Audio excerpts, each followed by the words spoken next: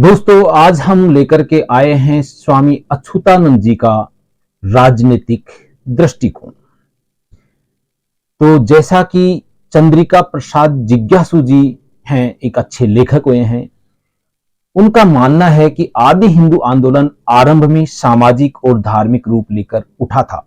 यानी जो अच्युतानंद जी जो आदि हिंदू आंदोलन लेकर के चले थे, वो पहले सामाजिक और सामाजिक और धार्मिक रूप लेकर उठा था, किंतु बहुत जल्दी उसे राजनीतिक हो जाना पड़ा। लेकिन वास्तव में आदि हिंदू आंदोलन की बुनियाद 1922 में ही पड़ गई थी। स्वामी जी ने दिल्ली में प्रिंस ऑफ वेल्स का स्वागत किया था उस समय, और उन्हें अपनी राजनीतिक मांगों का ज्ञापन सौंपा था। इसीलिए इसका आधार राजनीतिक ही था। दलित पिछड़े वर्गों की सामाजिक और आर्थिक समस्या का हल राजनीति में ही निहित था। लेकिन इसके लिए अधिकार वंचित जातियों को संगठित करने के लिए सामाजिक और धार्मिक आधार पर जागरूक करना बहुत जरूरी था। आजादी की लड़ाई शुरू हो चुकी थी। सत्ता के दो दावेदार बन चुके थे, द्विज हिंदू और मुसलमान। द्विज हिंदू दलित पिछड़ी जातियों को हिंदू बताकर शासन सत्ता अपने हाथ में लेना चाहते थे। गांधी जी द्विजों के नेता थे और दलितों के राजनीतिक संरक्षण का विरोध कर रहे थे, जिसे डॉक्टर अंबेडकर ने ब्रिटिश सरकार से मांगने का प्रयास कर रहे थे। ऐसी स्थिति में इस विशाल बहुजन समाज को जो असंगठित था और गुलाम भी था, राजनीतिक रूप से संगठित और जागरूक करना बहुत ही जरूरी था। अन्यथा सारे संरक्षण द्विजों को प्राप्त होते और बहुजनों को कुछ नहीं मिलता। डॉक्टर अंबेडकर का आंदोलन आरंभ से राजनीतिक था, क्योंकि वे जानते थे कि अछूतों का उत्थान राजनीतिक प्रतिनिधित्व मिलने से ही संभव है। कहा जाता है कि मद्रास के आदि हिंदू सम्मेलन में स्वामी जी की भेंट डॉक्टर बाबा साहब अम्बेडकर से 1922 में हुई। वहां उन्होंने स्वामी जी से दलितों के राजनीतिक आंदोलन को समर्थन देने की अपील की। इसलिए स्वामी जी अपनी सभी सभाओं में अछूतों के मुल्की हकों की बात जरूर करते थे। स्वामी जी ने 19 अक्टूबर 1926 को मैनपुरी की आदि हिंदू सभा में सरकार से मांग की कि संख्या के अनुपात से हमारे राजनीतिक अधिकार हमें दिए जाएं। उन्होंने कहा, यह कितने खेद की बात है कि हमारे मुल्की हकों को भी द्विज भाई डकार रहे हैं और हमें केवल बातों में फुसलाया जा रहा है। यही नहीं, वे हमारे हकों का हमें ज्ञान भी नहीं होने देते।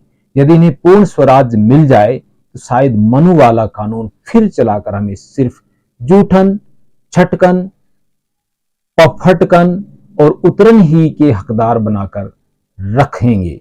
इसलिए हिंद के तमाम अछूत कहलाने वाले भाई आदि हिंदू नाम से संगठित होकर अपनी मुल्की हकों को हासिल करें। जिज्ञासु जी के मतानुसार इसी सभा में स्वामी जी द्वारा केंद्रीय असेंबली तथा प्रांतीय विधान परिषदों में आदि हिंदू सभा द्वारा अनुमोदित अछूत सदस्यों को नामजद करने के लिए गवर्नर के माध्यम से सरकार को एक मेमोरेंडम दिया था। स्वामी जी के आदि हिंदू सम्मेलनों और उनके व्याख्यानों ने तत्कालिक राजनीति पर व्यापक प्रभाव डाला। इस आंदोलन से सबसे ज्यादा परेशान कांग्रेस थी, क्योंकि इस आंदोलन के कारण दलित जनता कांग्रेस और गांधी के विरोध में खड़ी हो रही थी। अतः इस आंदोलन को खत्म करने के लिए कांग्रेसी हिंदू नेताओं और समाचार पत्रों ने स्वामी जी के खिलाफ घृणित दुष्प्रचार करना प्रारंभ कर दिया। इसकी एक झलक कानपुर उत्तर प्रदेश से प्रकाशित हिंदी साप्ताहिक प्रताप के 27 अप्रैल 1925 के अंक में उसके संपादक गणेश शंकर विद्यार्थी के संपादकीय लेख में देखी जा सकती है, जिसमें उन्होंने लिखा था, इस ओर उत्तरी भारत में एक नए आंदोलन का जन्म हुआ है। उसे हम आदि हिंदू आंदोलन के नाम से पुकार सकते हैं। स्वामी हरिहरानंद उर्फ अच्युतानंद के नाम से एक सज्जन इधर इस काम की प्रधान सूत्रधार हैं।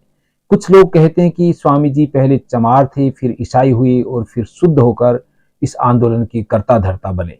लोग यह भी कहते हैं कि वे अधिकारियों से मिले हुए हैं और उनके इशारे और सहायता पर हिंदू में फूट डाल रहे हैं।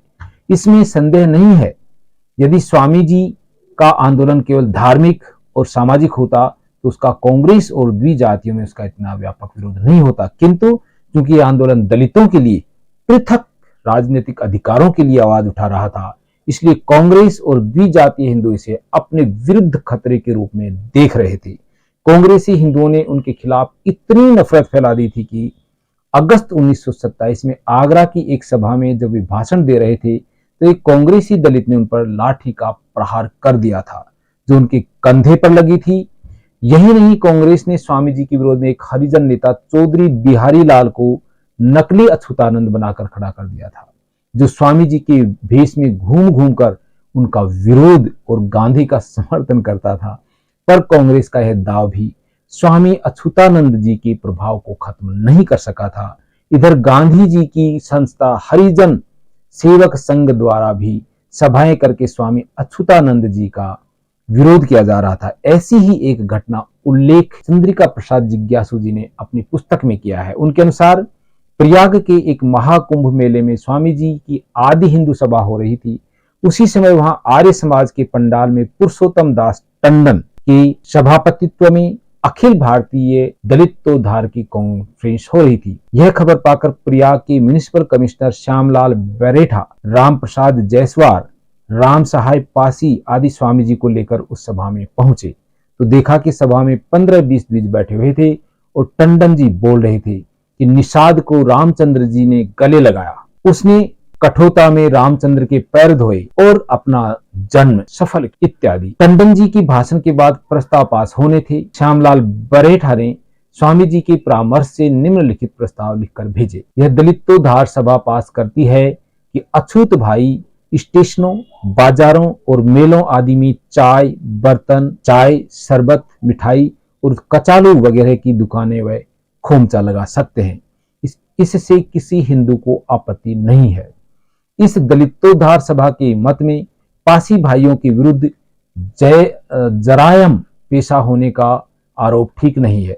अतः यह सभा सरकार से अनुरोध करती है कि पासी भाइयों के नाम से जरायम पेशा शब्द हटा दिया जाए और उनकी निगरानी बंद कर दी जाए।